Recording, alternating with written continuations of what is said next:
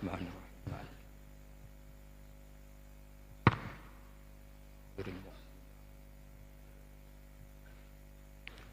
Ini langsung ngaos ya, terus mungkin nak salam dianggap pidato, jadi langsung Al-Fatihah. Terus nak salam dianggap pidato, mungkin dianggap kampanye malah repot. Langsung ngaos magis. Kulo diminta panitia untuk bikin judul. Terus judul kulo adalah keistimewaan mukjizat Al-Quran. Kersane akurat nih kulo betul kerpean. Jadi otoritatif. Karena kalau dalam pendapat ulama, kalau seorang mubalek atau seorang ulama atau siapa saja kok ngomong tanpa teks itu dia tersangka sebagai musyarrek. Musyarrek itu menandingi syariatnya Rasulullah SAW. Dengan pikiran-pikirannya, dengan jargon-jargonnya. Jadi itu masalah besar kalau dalam tradisi ulama, karena pikirannya tidak musalsal, tidak ada silsilahnya ila Rasulullah SAW. Makanya saya meskipun banyak orang percaya ngaji di mana-mana itu bawa kitab. Satu ya tadi niat ngerpek tadi supaya saya dulu masih ingat zaman di Sarang itu kalau tes itu banyak yang bawa kitab. Ketika ditanya, ini namanya ngerpek? Enggak Pak, mutolaah itu tanpa batas. Jadi mutolaah itu kapan saja. Yang agak kriminal itu kasus ujian nasional. Itu ada seorang guru SD. Ini kisah nyata, ingin membocorkan ujian apa? Nasional. Itu kan jelas kriminal itu. Si guru SD tadi berdalih gini, wong ujiannya mungkar nakir saja dibocorkan, apalagi ini ujian negara. Karena semua kiai itu kan mengajari kita marrobuka waman nabi, itu kan mengecewakan mungkar nakir, artinya kan membocorkan ujian. Singkat cerita kiai tadi itu, guru tadi, kalau nggak percaya tanya Gus Ba. Akhirnya rombongan guru SD tanya ke saya, apa betul Gus ujian boleh dibocorkan? Analoginya kiai-kiai bocorkan ujiannya siapa? Mungkar nakir. Karena saya ya NKRI harga mati, saya bilang tertawa-tawa. Kalau saya jawab gak kriminal dimarahin polisi. Kalau saya jawab kriminal, analoginya dengan mungkar nakir memang yang membocorkan itu apa? Gak usah diteruskan, kalau saya bilang boleh nanti jadi kriminal. Dan agama ini adalah analogi. Analogi itu kias. Sehingga saya di sini insya Allah serius sekali membawa makalah mukjizatnya Quran. Kenapa demikian? Memang saya merasakan dan semua yang hadir di sini pasti merasakan bahwa mukjizatnya Quran itu luar biasa. Sehingga kita satu-satunya umat yang enggak ditunggui Rasul, tapi kualitas iman kita insya Allah menyamai periode-periode sahabatnya Rasulullah SAW. Tapi syaratnya tadi ya, dengan pikiran yang sama, dengan teks yang sama, dengan rasa yang sama, dengan kejiwaan yang sama. Caranya gimana supaya sama? Kita harus terus membaca teks. Teks itu mengingatkan kita. Misalnya begini, yang dikatakan mukjizat itu kan sesuatu dahsyat yang dalam nalar manusia itu nggak mungkin terjadi. Misalnya ontanya Nabi Soleh keluar dari batu besar, itu kan satu peristiwa yang akal manusia tidak sampai. Begitu juga tongkatnya Nabi Musa membelah Laut Merah, yang akal manusia itu tidak sampai. Tapi pikiran itu menurut mazhab kita yang waras ini, saya ulang lagi, kita yang waras itu pikiran kriminal, itu salah. Saya ulang lagi ya, kita semua kan umatnya Rasulullah SAW. Semoga benar-benar umatnya Nabi, bukan Islam yang kumat. Karena orang Islam itu pilihannya hanya dua, kalau nggak bersatu semat Islam ya Islam yang kumat. Kumat itu agak gitu, namanya kumat dalam bahasa Jawa. Begini, saya ulang lagi ya. Yang dikatakan mukjizat itu amrun khariqun lil adat, sesuatu yang luar biasa. Kemudian dalam tanda kutip yang manusia itu tidak mampu, sehingga itu dikatakan mukjizat. Seperti tongkatnya Nabi Musa dan untanya Nabi Nuh yang keluar dari batu apa? Besar. Kalau kalian ingin jadi wali, pikiran seperti itu udah akan jadi wali. Gagal itu di KPU gagal. Jadi nggak usah sampai MK, di KPU sudah gagal. Kenapa demikian? Pertanyaannya begini. Memangnya sesuatu yang wajar kita lihat keseharian itu dalam kemampuan manusia? Saya ulang lagi, memangnya sesuatu yang biasa saja, yang normal saja itu dalam kemampuan manusia? Enggak juga kan? Manusia bisa enggak bikin unta? Yang wajar saja, yang lewat indukan, bisa enggak? Enggak kan? Manusia bisa bikin laut enggak? Enggak kan? Jadi kalau mukjizat itu dengan definisi sesuatu yang manusia tidak mampu, memangnya keseharian alam ini manusia mampu? Enggak juga kan? Nah, karena agama Islam dengan logika itu, Rasulullah SAW menolak mukjizat yang seperti itu. Ya, menolak mukjizat yang seperti itu. Makanya saya bilang pikiran pertama tadi itu kriminal, karena itu ditolak oleh Rasulullah SAW. Karena ya itu tadi, kalau itu dituruti, lama-lama kita tidak tahu kedahsyatan ciptaan Allah keseharian. Makanya ketika Rasulullah diminta laula utiya mislama utiya Musa, ya Muhammad itu punya mukjizat kayak tongkat Nabi Musa. Kasolihin Nuh, kasolihi Soleh. Apa karena koti apa? Soleh. Sebagaimana untanya Nabi Soleh. Apa jawabnya Allah? Wa ma min dabatin fil ardi wala ta'iri yatiru bi janahihi illa umamun amsal. Sebagian dijawab inna fi khalqis samawati wal ardi wa ikhtilafil laili wan nahar sampai saat terusnya wa tasrifir riyah saat terusnya la ayatil liqaumi yaqilun. Karena logika yang terbangun begini, dan ini saya ulang lagi, ini syarat utama jadi wali. Ini masih satu poin. Nanti ACC-nya nunggu ketua-ketuanya. Tapi kamu jangan bayangkan wali itu kayak Sunan Kudus tunda. Jadi kalau kamu jadi wali itu maknanya kullu mukminin waliyullah itu diikhyakan banyak. Setiap mukmin itu walinya Allah. Tapi maknanya gini, waliyullahi wong sing bisa akeni Allah. Itu jadi enggak usah dimaknani kekasih Allah. Ya. Jadi karena dalam bahasa Arab itu waliyul yatim adalah orang yang kasihan sama anak yatim sehingga diurus segala keperluannya. Perempuan yang perawan punya bapak namanya apa? Wali. Artinya si bapak sayang sama putrinya disebut apa? Wali. Jadi nanti kalau kamu jadi wali dengan makna yang tadi kullu mukminin waliyullah. Setiap mukmin adalah orang yang dikasihani Allah dan insya Allah semua kita masuk, paham ya? Ya enggak wali songo itu baru maknanya waliyullah sing di sayang Allah. Kayaknya kita belum daftar yang ke situ nanti itu. Ada urutannya. Saya ulang lagi ya. Kalau kita mengakui kudrohnya Allah nunggu mukjizat, yaitu nunggu tongkatnya Nabi Musa membelah Laut Merah, nunggu ada unta keluar dari batu, maka itu kecelakaan besar dalam tauhid, kecelakaan besar dalam kesaksian kudrotullah. Kenapa? Karena alam yang kita lihat keseharian juga tidak dalam kemampuan kita. Alam yang kita lihat keseharian juga tidak dalam kemampuan kita. Misalnya begini, kalau kamu melihat nyamuk, itu pertama Quran turun tentang nyamuk, itu orang munafik komentar, wah Tuhannya Muhammad kurangan stok, sampai contoh saja hanya seekor nyamuk. Tapi apa kata Allah? Inna Allaha la yastahi ayyadriba masalam ma ba'udatan fama fawqa. Nyamuk itu bukan sekedar kecilnya. Tidak usah kamu bikin nyamuk yang ada nyawanya, itu terlalu sulit. Sampean semua tak suruh bikin patungnya nyamuk. Gampang mana bikin patung nyamuk sama gajah?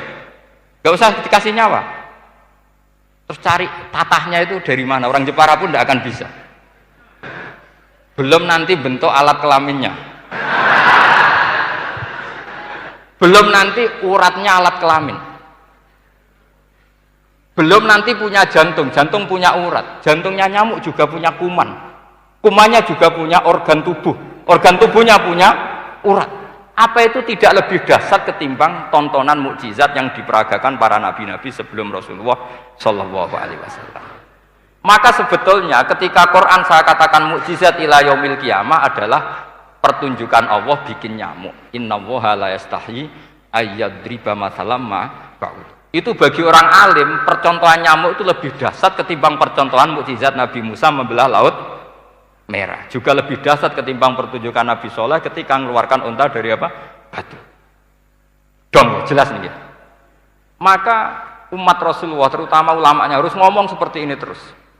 Dengan cerita seperti ini, maka Quran jauh lebih dahsyat. Makanya mukjizatnya Quran tanpa apa? Batas.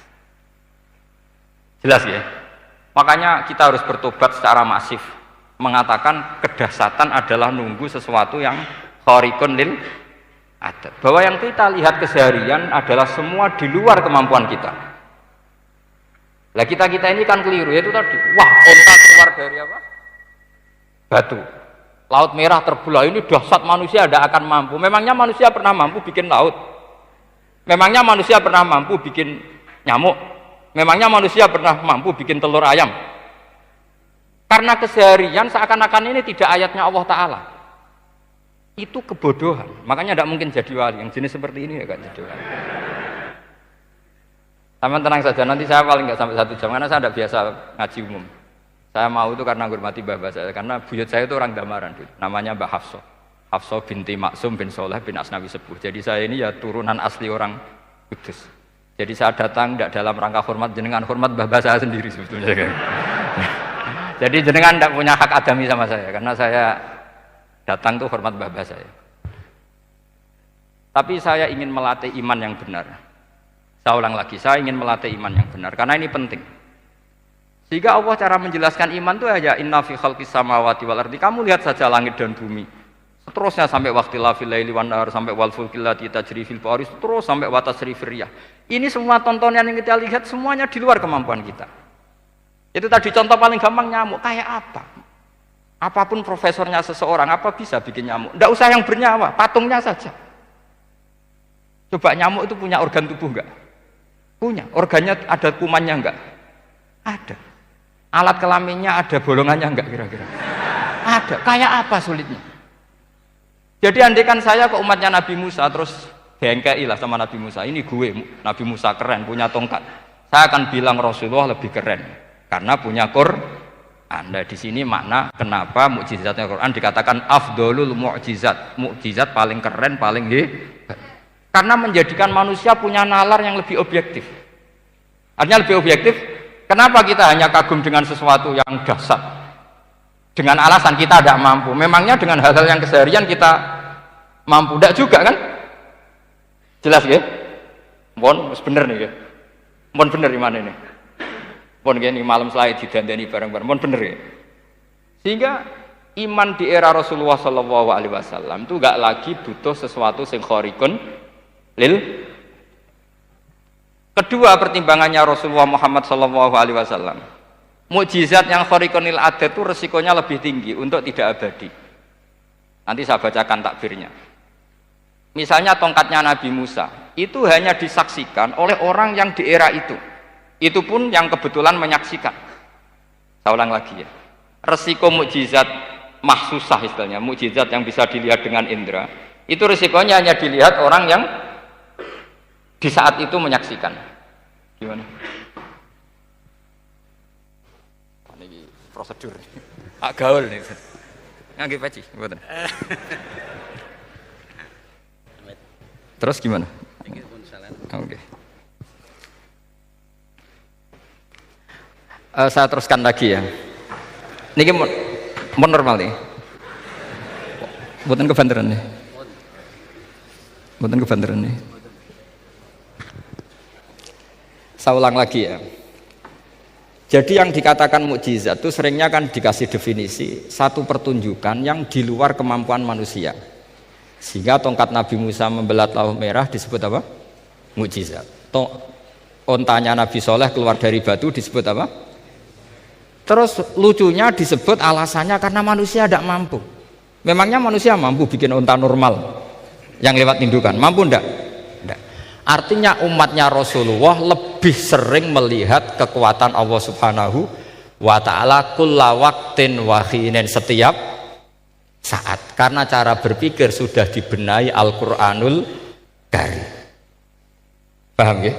Maka untuk jadi wali umatnya Nabi itu lebih mungkin karena melihat kedahsyatan Allah setiap saat. Tidak usah nunggu sesuatu yang super kayak apa? Kan filakil bahri, sebagaimana laut terbelah oleh tongkatnya Nabi siapa?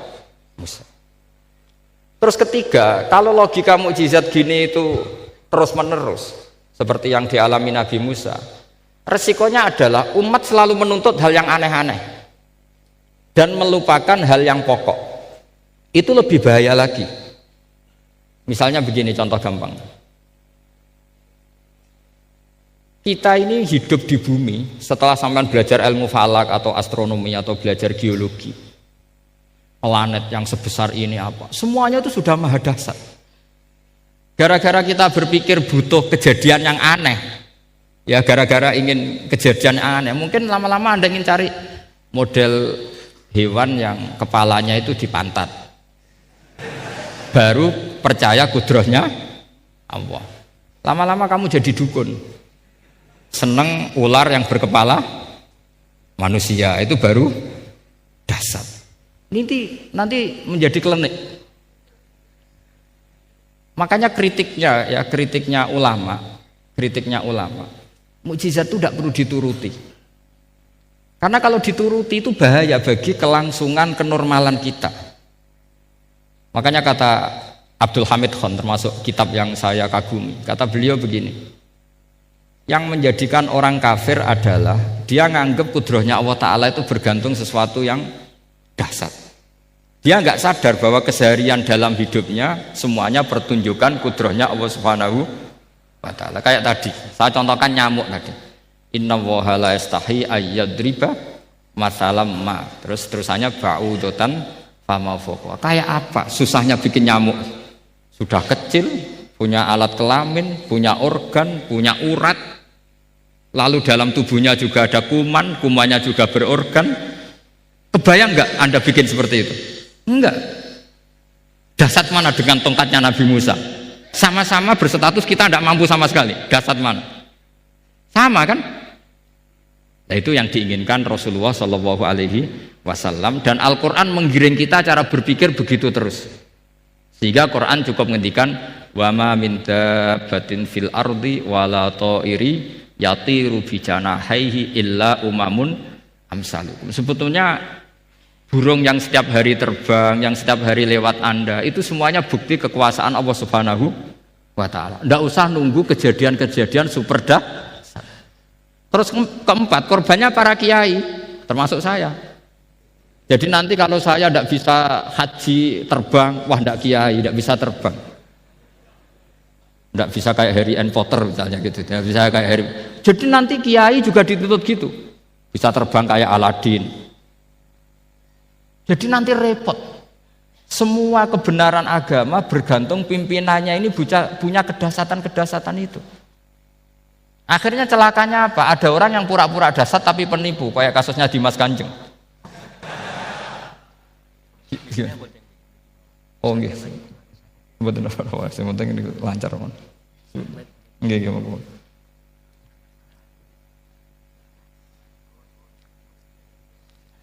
Jadi makanya nanti itu saya akan memberi penjelasan tentang apa? Mukjizatnya Al-Quran, kenapa disebut mukjizat paling apa? Dahsyat.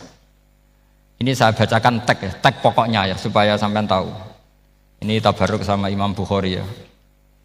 Redaksi yang diriwayatkan Imam Bukhari, qala Nabi sallallahu alaihi wasallam, ini ikut kitab Fadhailil Quran. Ma minal anbiya'i nabiyyun illa u'tiya minal ayat ma misluhu amana alaihil bashar wa inna ma kana alladhi utituhu wahyan awhahu wa ilayya fa arju an akuna aktsarahum tabi'an yaumal qiyamah. Jadi semua nabi punya mukjizat, yang lewat mukjizat itu orang dipaksa iman karena dahsyat tadi. Saking dahsyatnya terus cocok tidak cocok itu percaya. Tapi kata Rasulullah, mukjizat saya itu berupa wahyu, yaitu Al-Quran. Dan saya berharap dengan mukjizat itu saya adalah nabi paling banyak pengaruhnya yaumal qiyamah. Maknanya paling banyak orang yang iman. Terus di sini dikomentari oleh sarehnya ya, oleh penyarahnya yaitu Ibnu Hajar Al-Asqalani. Ya saya baca Arabnya saja. Sampean harus pura-pura paham jadi keren. Jangan minta saya terjemah nanti harus pura-pura paham. Bagus kok, mantas sabah biqaumin fahuwa minhum. Jadi bergaya orang kaya ya dikira apa? Kaya. Bergaya ulama ya dikira apa? Ulama. Nanti bergaya wali juga dikira wali. Saya baca ya, ini luar biasa menurut saya. Al makna annal mu'jizati al madiyata kanat khissiyatan tusyahadu bil absor kana qoti soleh wa asa Musa. Wa mu'jizatul Qur'ani tusyahadu bil basirah.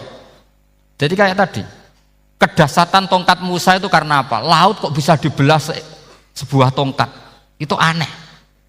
Kalau maknanya aneh adalah di luar kemampuan manusia, nyamuk lebih aneh. Kayak apa susahnya bikin organ apa? Nyamuk yang sekecil itu. Artinya bedanya apa? Tongkatnya Nabi Musa dengan pertunjukan nyamuk yang sama-sama mengarah satu titik, yaitu mengakui absolutisme kudrahnya Allah Subhanahu. Sama ndak? Sama. Sehingga umatnya Rasulullah tidak perlu ditunggoni mukjizat simsalabim. Cukup penalaran akal. Ini namanya basirah apa? Basirah. Ya jelas ya. Mohon sampean ra usah kepen roh tokate Nabi Musa toh.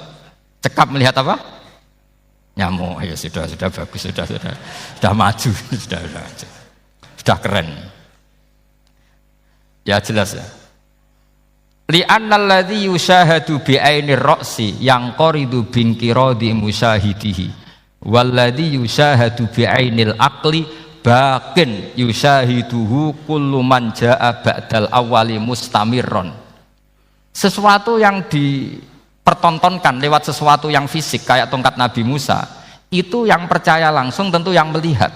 Setelah itu ada yang percaya, ada yang enggak. Bisa saja itu hoax, bisa saja macam-macam. Tentu yang enggak percaya tentu salah, ya kita sepakat. Tapi tetap saja yang enggak menyaksikan itu bisa saja enggak percaya. Paham ya? Tapi logika kedahsyatan nyamuk, siapapun yang punya nalar percaya. Artinya giringan Al-Quran untuk melihat mukjizat itu kedahsyatan Allah bikin nyamuk itu abadi ila yaumil kiamah, dan siapapun yang waras akan ikrar dan tetap menyaksikan, karena insya Allah ada nyamuk terus ila yaumil kiamah. Itu kan teman tidur kita, paham? Makanya kamu kompromi dengan nyamuk, sekali-kali jangan dicablek, ini ayatnya Allah. Ya bila perlu dicium, dielus-elus gitu. Karena saya yakin yang hadir di sini andekan melihat tongkatnya Nabi Musa kira-kira dilus-lus enggak? Kira-kira? Andekan loh, kamu punya kesempatan melihat tongkatnya Nabi Musa, gimana? Dilus-lus, dikai mori, dikai kembang 7 taman, kan gitu. Tapi kenapa nyamuk enggak kamu begitukan? Toh sama-sama ini ayatnya Allah yang luar biasa. Makanya ini ngaji di sini saya ulang lagi, sama ndak perlu merasa punya hak adami sama saya, karena saya memang buyut saya kandung itu orang Gamaran, namanya Mbah Hafsah. Hafsah itu binti Maksum bin Soleh bin Asnawi Sepuh. Jadi saya ini termasuk turunan beliau yang keluar dari Kudus di Rembang. Karena mbah saya kandung itu sepupunya Mbah Sahal, ya sama Mbah Sahal ibunya Badiah. Badiah ya putrinya Mbah Hafsah ini. Kalau ibu saya namanya Sofiyah, ya putrinya Mbah Hafsah ini. Jadi kenapa saya cerita ini, ya memang Quran sudah terang-terangan ngendikan dzurriyatam ba'duhan apa mimba. Jadi kekuatan dzurriyah itu luar biasa. Jadi kita menjaga harkat dan martabat para leluhur supaya ilmu ini terjaga.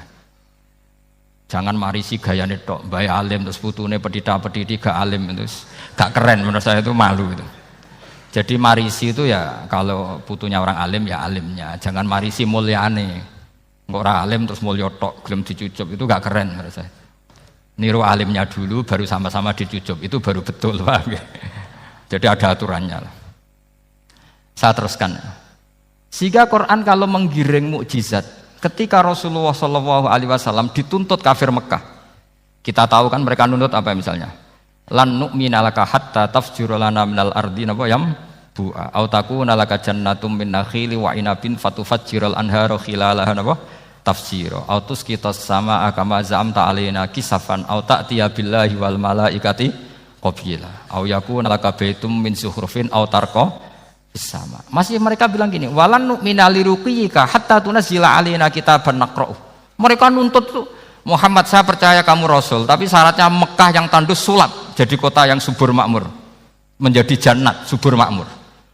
Atau begini saja Muhammad, kalau kamu gelo sama saya mangkel karena kita ada iman, turunkan saja azab. Kisafam minas sama, turunkan saja azab. Atau begini Muhammad, kamu kan bilang utusan Allah, kamu datang saja bersama Allah digandeng gitu. Digandeng terus sama Allah diangkat tangan kamu, dimaklumatkan kalau kamu rasulnya. Au ta'tiya billahi wal malaikati qabila. Karena mereka dengan logika yang salah. Yang dikatakan mukjizat itu sesuatu yang seperti itu. Artinya kalau kamu berpikir mukjizat yang seperti itu, berarti Anda turunan kafir Quraisy. Anda turunan apa? Kafir Quraisy. Maka nggak boleh berpikir mukjizat seperti itu.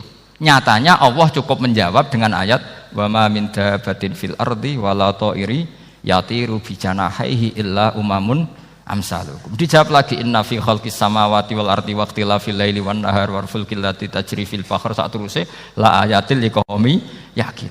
Semudah itu kita iman kedahsyatan kudrahnya Allah. Cukup melihat kerbau. Kok bisa ya jaga populasinya? Padahal tidak pernah dia seminar cara jaga populasi. Nyatanya tetap terjaga. Tanpa lamaran ya bisa jaga keturunannya. Tanpa sesar ya anaknya lancar. Tanpa sesar kan? Artinya mereka bisa. Karena di sini ada kudratullah. Ada apa? Ada kudratullah. Nah, kalau iman seperti itu, Anda baru betul. Yaitu yang disebut Allah ya tanazzalul amru bainahunna lita'lamu annallaha ala kulli syai'in qadir wa annallaha qad ahata bi kulli syai'in ilma. Semua urusan di alam raya ini hanya Allah ingin mempertontonkan bahwa saya kuasa. Jadi tidak perlu nunggu yang aneh-aneh. Sehingga andaikan saya ketemu Nabi Musa dan ketemu Rasulullah Muhammad SAW, pasti saya milih Nabi Muhammad sebagai ketua. Karena Nabi Muhammad yang bikin sarana iman dengan sarana yang seluas-luasnya, dan sarana ini tidak habis dan ada di mana saja, yaitu sarana ikrar bahwa Allah kudroh dan kudrohnya tanpa batas. Nabi bikin sarana apa saja, melihat langit, bumi, lautan, nyamuk, hewan, semuanya sarana untuk ikrar kudrohnya Allah Subhanahu wa ta'ala. Sementara Nabi Musa mempertontonkan hanya nunggu mukjizat sing khariqun lil adat. Paham ya? Makanya wajar kalau Nabi bergelar Afdolul Ambiya Sayyidul Awalin wal Akhirin. Karena memang lebih efektif cara menggiring supaya orang iman. Sekarang sudah tahu kenapa Nabi jadi Sayyidul Awalin wal Akhirin? Sudah. Mungkin kemarin-kemarin tahu tapi gak tahu logikanya. Pokok iman. Selewat ke musola ngaji iman. Itu iman yang kurang betul itu. Karena tanpa nador. Itu namanya taklid yang statusnya mukhtalaf alaih, masih disidangkan di MK, paham ya? Iman. Jadi iman taklid itu iman yang masih disidangkan oleh para ulama. Ada hakim yang bilang sah, ada hakim bilang tidak sah. Tanya anak-anak Qudsiyah. Imanul muqallid itu mukhtalaf alaih apa mujma' alaih? Mukhtalaf alaih. Kalau imanu ahli nadhar mujma' alaih. Insyaallah barokahnya ngaji ini semuanya min ahli nadhar, apa? Min ahlin, jangan amin sudah jadi ini, sudah jadi ini. Kalau amin kan masih berdoa, bisa makbul bisa ndak boleh iman kok. Ayo iman kepada Allah dan Rasul, amin, ndak boleh. Sesuatu yang pasti ndak boleh diamini, itu kan jadi kacau nanti. Harus bilang apa? Sami'na wa ta'na. Nanti lama-lama kamu disuruh Allah, ayo sholat, amin. Ndak boleh. Jadi amin itu ada aturannya. Tapi bukan berarti saya nyalahkan jenengan, enggak. Ya memang salah gitu. Jadi ya saya memang statusnya salah. Ya saya ulang lagi ya. Berarti Rasulullah adalah Rasul yang sukses membuat sarana orang kembali ke Allah, mengakui kudrohnya Allah dengan sarana apa saja. Melihat rumput, melihat hewan, dan hewan itu ya apa saja. Dabah itu apa saja. Hewan yang melata di bumi apa saja, semua bukti kudrohnya Allah. Bahkan Rasulullah sukses membiarkan umatnya gak ditunggui beliau tetap iman. Mergo ditunggui konsep sing super gini kok Al-Qur'anul Karim. Jelas ya? Tapi caranya memahami ya seperti yang saya terangkan ini. Ya saya baca lagi ya, jadi annal mu'jizati, pakai jama' mu'annas salim, annal mu'jizati al-madiyata, mukjizat-mukjizat yang sudah kelewat itu kanat khisiatan, bersifat fisik, tusyahadu bil absor, hanya bisa dilihat dengan mata kepala, karena qoti soleh wa aso Musa, wa mu'jizatul Qur'ani tusyahadu bil basirah. Sementara mukjizatnya Quran disaksikan dengan mata hati, dan setiap orang punya mata hati. Fayakunu man yattabi'uhu li ajliha aksar li annal ladzi yusyahadu bi ainir ra'si yang qaridu bin qiradi musyahidihi Walladzi yusyahadu bi ainil aqli baqin yusyahiduhu kullu man jaa ba'dal awal mustamirron.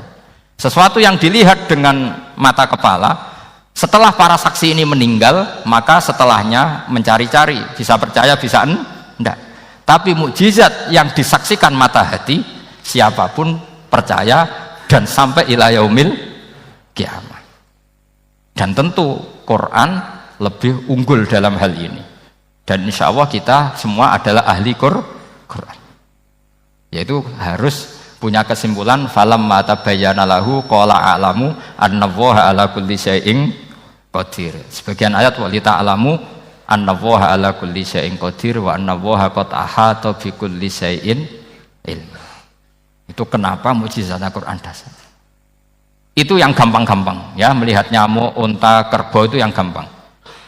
Anda tak naikkan kelas sedikit menjadi agak ilmiah. Misalnya begini, kamu ahli falak. Misalnya kamu ahli falak. Misalnya kayak Batu Rehan ya.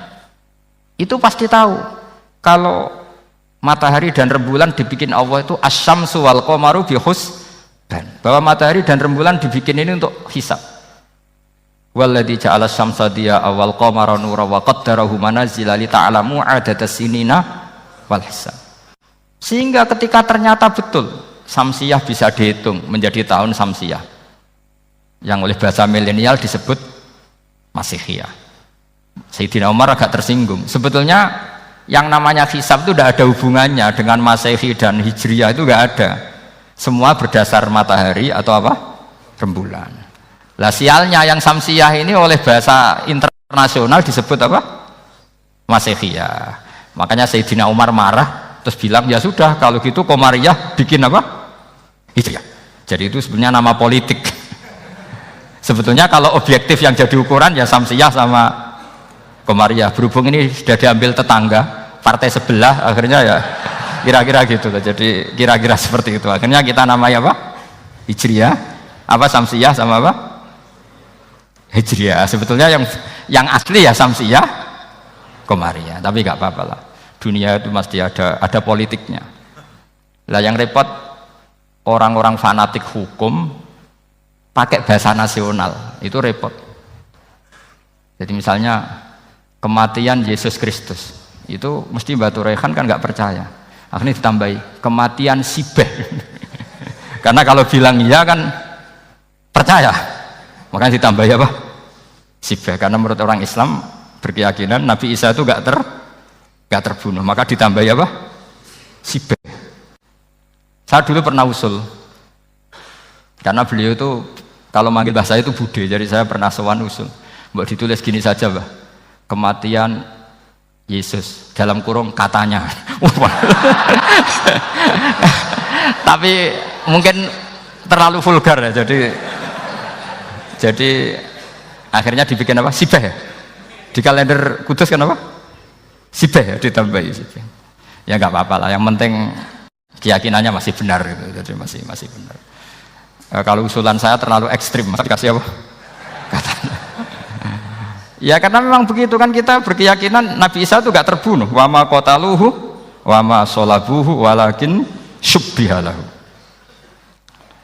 Jadi ini saya teruskan, ini paling masih seperempat jam ini. Kalau kelamaan sampai dolim itu ganggu kiai lama-lama gitu. Saya tadi sudah bilang sama panitia, orang Indonesia itu gak sopan. Kalau suka kiai itu didatangkan, itu agak masalah sebetulnya. Dalam etika itu masalah. Kalau seneng kiai ya sowan ngaji, jangan sowan di dalam, itu ganggu ya, sowan ngaji saja. Dulu Imam Malik itu anaknya raja itu, Imam Malik itu seangkatan dengan Harun Ar-Rasyid. Makanya jangan berharap kalau saya gampang diundang. Bukan karena saya sombong, memang etikanya seperti itu. Jadi Imam Malik diminta datang ke istana untuk ngajar anak-anaknya Harun apa? Ar-Rasyid. Masyhur Imam Malik tersinggung terus kata bilang, al ilmu yu'ta la ya'ti. Ilmu itu disowani bukan sowan. Akhirnya Harun Ar-Rasyid minta anak-anaknya datang ngaji ke Imam Malik. Itu anak presiden. Imam Malik berani, al ilmu yu'ta la ya'ti. Tapi kalian beruntung karena saya hormat sama mbah-mbah saya di sini. Wong makom buyut saya itu ya Berarti apa ya?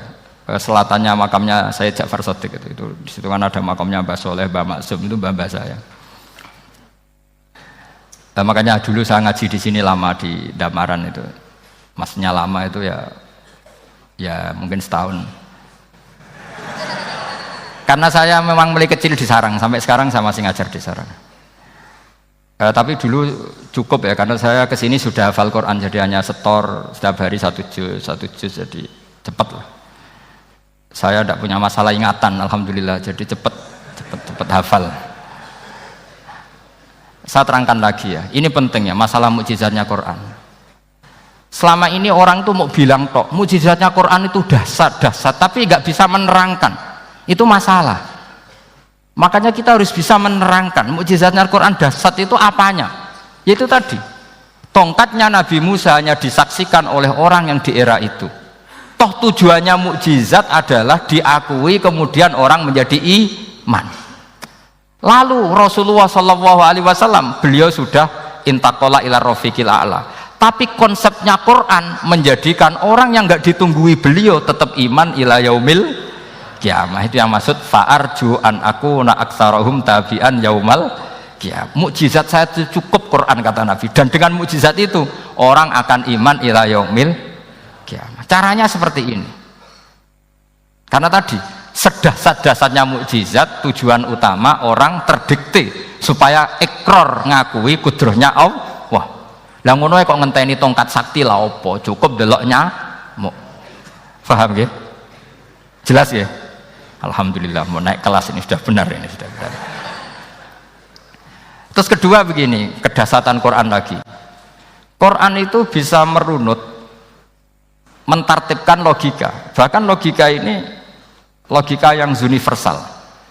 Siapa saja merasakan logika itu. Misalnya begini, dulu orang kafir itu punya Tuhan banyak. Tentu yang dipertuhankan ya mana? Yang dipertuhankan itu banyak. Karena pikiran mereka urusan banyak, problem banyak, ya Tuhannya harus banyak. Ada BPKB 3D kan, istri cerewet, macam-macam lah, itu kan problemnya banyak, maka Tuhannya harus banyak. Karena Tuhan itu maknanya penyelesai masalah. Sehingga kalau masalahnya banyak, Tuhan harus banyak. Ketika Rasulullah membawa konsep satu Tuhan, mereka janggal. Makanya mereka bilang, aja'alal alihata ilaha wahida inna hadza lasyai'un ujab. Masa Tuhan satu? Ini aneh, nggak bisa. Tuhan harus banyak, karena masalah kita banyak. Itu terpatri, di otak mereka terpatri. Lalu Nabi dengan santai diajari Allah menerangkan, andaikan kalian punya majikan banyak dan perintahnya beda-beda, kamu suka enggak? Ya enggak suka, mat, enggak enak. Punya majikan banyak itu udah enak. Milih mana majikan banyak sama satu? Satu aja, mat. Tuhan kamu adalah majikan kamu. Kalau banyak kamu bingung. Ya mat, satu aja mat. Itu segampang itu. Jadi menggiring, Tuhan itu kan bos kita, tuan kita. Kalau banyak berarti yang memerintah kita banyak, dan bisa konflik bos-bos kita ini karena berebut anak buah tadi. Akhirnya mereka, kalau kamu punya majikan banyak dan perintahnya beda-beda, semuanya minta dilayani, kamu pusing enggak? Ya pusing, mat. Minta mana? Majikan banyak sama satu? Satu saja Muhammad. Ya Tuhan kamu adalah atasan kamu, maka harus satu. Mereka faham. Oke, mat, Tuhan satu. Itu yang dimaksud dorobawaw matalar rojulan fihi syuraka umutasyakisuna wa rojulan salamal lirojul hal yastawiyani masalah. Langsung alhamdulillah, karena mereka yang paling bodoh pun faham dengan logika itu, faham kalau Tuhan banyak, perintahnya banyak, kita repot. Maka Allah bikin satu masalan, yaitu rojulan fihi syuraka umutasyakisuna wa rojulan salamal lirojul. Satu lelaki, satu bos, satu perintah. Kayak apa mudahnya Allah. Kemudian mereka tetap menuhankan Lata, Hubal, dan Uzza karena mereka dipertuhankan. Sebenarnya nggak pernah Tuhan, tapi dipertuhankan. Allah memberi contoh itu sederhana sekali. Wa daraballahu mathalar rajulaini ahaduhuma abkam la yaqdiru ala syai'in wa huwa kallun ala maulah aina ma yuwajjihu la ya'ti bi khair hal yastawi huwa may ya'muru bil adl. Kata Rasulullah, Lata itu menurut kamu apa? Ya Tuhan kami. Muhammad, Hubal ya Tuhan kami. Uzzal ya Tuhan kami. Lalu kalau mereka kotor, ya saya mandikan. Kalau hidungnya coplok, ya saya tata. Terus kata Rasulullah begini, kamu mau nggak punya budak atau pembantu yang buta, tuli, bisu? Kamu mau nggak punya pembantu? Pembantu loh ya, pembantu itu budak zaman dulu. Kamu mau nggak punya pembantu yang buta, yang tuli, yang bisu? Wah gak doyan mat, nggak apa pembantu ngono. Yang pembantu saja kamu tidak mau yang gitu kok malah punya bos begitu. Orang yang tuli, yang bisu, yang kopok, jadi pembantu saja nggak layak kok malah jadi pangeran. Paham ya? Arca dan berhala itu kan nggak bisa apa-apa. Kamu mau gaji ngasih THR pembantu yang kopok, bisu, picek, mau? Wong jadi pembantu saja nggak sah kok mau jadi apa? Tuhan atau jadi majikan. Jadi Allah bikin contoh gampang sekali. Wadharaba mathalan rajulaini ahaduma abkam la yaqdiru ala shay'in, enggak bisa apa saja. Wa wakallun amala maulah, anane ngrepoti tok. Ainama yuwajjihu la yati bi khair. Mudah sekali. Akhirnya mereka berbondong-bondong iman karena logikanya ditata oleh logika Al-Qur'an. Makanya agama ini sebenarnya nggak pernah datang dengan kekerasan, itu tidak pernah. Bil hujjah, dengan argumentasi. Itu disebut qul falillahil hujjatul balighah. Nah sekarang orang rapati soal argumentasi, senengane neror. Nah, itu rapati ngaji. Sebenarnya agama ini mudah. Ad-dinu yusrun, agama ini mudah, logikanya gampang. Untuk tidak menuhankan Yesus atau Isa, Quran juga datang dengan penjelasan yang nggak jelimet, yang gampang saja. Kata Allah, mal masihu ibnu maryam illa rasul qad khalas min qablihir rusul wa ummuhu siddiqah kana yakulanit. Kok arani pangeran piye? Nek mangan ya lesu. Kamu kebayang enggak misalnya punya Tuhan terus mbok gratisi pas marum. Terus kamu bangga, alhamdulillah tadi habis ngratisi Tuhan. Tadi kelihatannya kelaparan, tak gratisi, senangnya bukan main. Kamu mau punya Tuhan yang seperti itu? Mau? Nggak mau kan? Allah menjelaskan karena ya kulanit kuduyan sego, artinya nak orang mangan yo lemes. Pas kamu minta ternyata Tuhannya baru lemes. Jadi Quran itu tidak sinis enggak, tapi menggiring logika bahwa ini tidak mungkin Tuhan. Wong kana ya kulanit gampang kan? Itu gampang. Gampang sekali, logika Quran itu gampang sekali. Dan masalahnya kita sekarang tidak mengkaji Quran yang sisi ini. Ya termasuk kritik kita ya, tapi ya sudahlah, ini dunia ya macam-macam. Ono sing ngaramno lomba, ono sing mendukung lomba, macam-macam. Saya tidak dalam posisi mendukung dan menolak. Saya 0-0, jadi tidak ke kanan tidak ke kiri dalam konteks tadi. Karena ya sudahlah, itu sudah takdir, semuanya takdir. Ada yang setuju lomba, ada yang mengharamkan apa? Lomba. Tapi sebetulnya kalau kita berpikir Quran diturunkan ya untuk yang saya terangkan ini, menjaga logika agama al-hujjah al-balighah ila yaumil kiamah. Karena kita tidak perlu tongkat lagi Nabi Musa, nggak perlu ontanya Nabi Soleh, cukup dikawal aturan-aturan iman yang cukup mudah dan kita temukan di mana saja ayat-ayat itu, yaitu wa ma min dabatin fil ardi wala ta'iri yatiru bi janahihi illa umamun amsalukum, atau inna fi khalqis samawati wal ardi, dan seterusnya. Nah, cara berpikir gimana Gus? Gampang tadi. Kalau tongkat Nabi Musa membelah laut adalah hal yang kita tidak mampu, memangnya kita mampu bikin langit bumi? Tidak mampu kan? Berarti ini sudah cukup menjadi ayat kekuasaannya Allah. Jelas kan? Maka mukjizat Quran ini mengawal umatnya Rasulullah SAW ila yaumil kiamat dengan logika seperti itu. Saya ulang lagi, dengan logika seperti itu. Maka ulama nggak boleh berhenti seperti saya ngomong terus seperti ini. Makanya ngendikane Allah, lam yakunil ladzina kafaru min ahlil kitabi wal musyrikina munfakkina hatta ta'tiyahumul bayyinah. Bayyinah itu apa? Rasulun minallah yatlu suhufam mutahharah. Orang kafir semuanya, kata Allah, baik berkategori kafir musyrik maupun kafir ahli kitab, itu tidak akan tercerabut dari akar kesalahan mereka, dari cara berpikir mereka, hatta ta'tiyahumul bayyinah, sehingga datang satu kejelasan yang jelas welo-welo. Itu apa? Rasulun minallah yatslu suhufam mutahhar, yaitu rasulnya Allah yang membaca sahifah-sahifah suci, maknanya Al-Qur'an. Untuk menafikan ketuhanan berhala, ketuhanan Yesus, kita cukup dengan konsep Quran. Kayak tadi kana yakulanit, termasuk untuk menafikan Tuhan balita, paham ya? Tuhan apa? Fir'aun. Ini contoh terakhir, sampean siap-siap saja selesai, karena saya memang mau selesai ini, bukan guyon, memang mau selesai. Karena menurut saya mukjizatnya Quran itu jelas, jadi diterangkan seperempat jam ya jelas, 10 menit ya jelas. Kalau kamu butuh lama, berarti kamu menyaksikan kejelasan Al-Quran, dan itu kriminal besar gitu. Kalau nggak boleh dibahasakan murtad besar, ya kriminal apa besar. Ini enggak guyon, betul itu. Saya tadi mau nyontohkan apa tadi? Tuhan balita ya. Fir'aun itu berdebat sama Nabi Musa. Singkat debat begini, kalau nggak salah di J19, kalau nggak salah di surat Syu'ara, dicari sendirilah.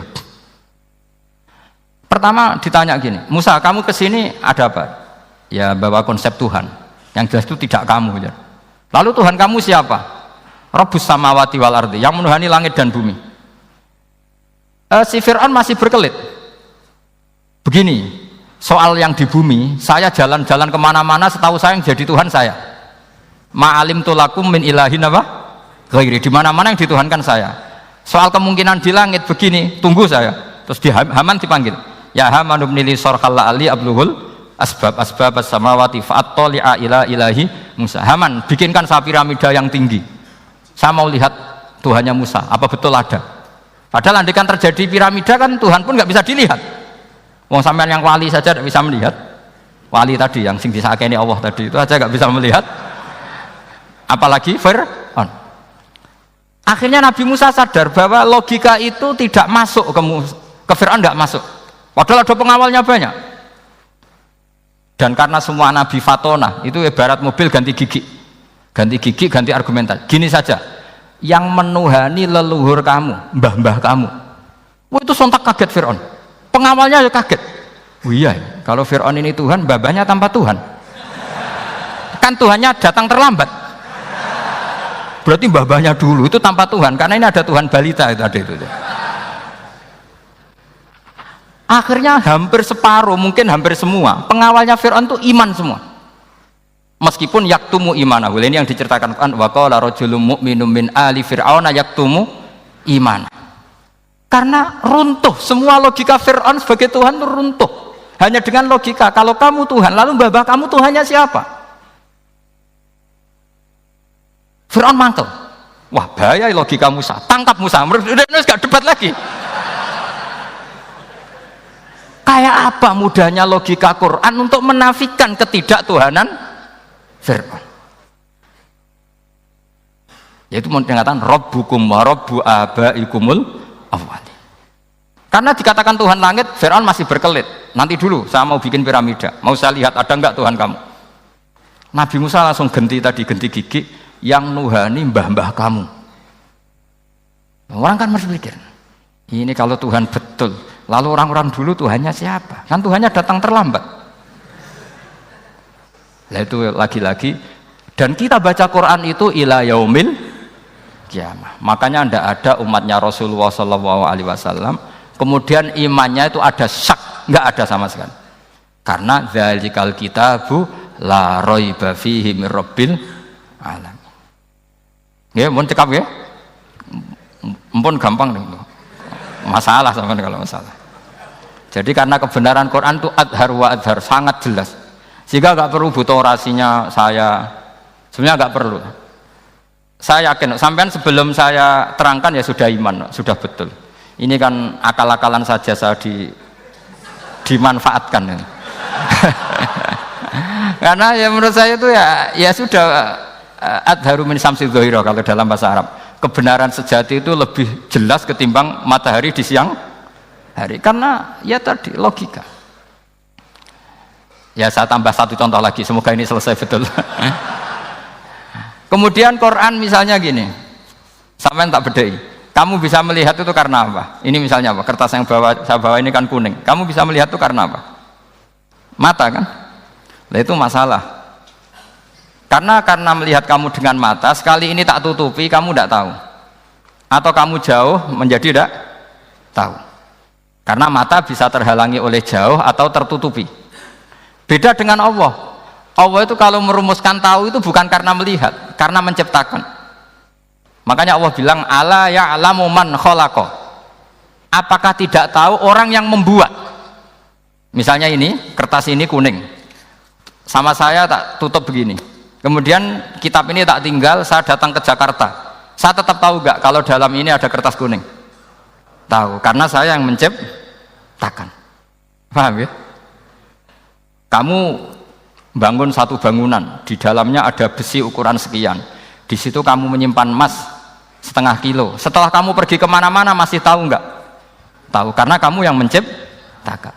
Sehingga ketika kita janggal, masa Allah pirsa semua alam ini? Logikanya gampang, masa yang bikin tidak tahu? Makanya Allah bilang ala ya'lamu man khalaqa. Paham ya?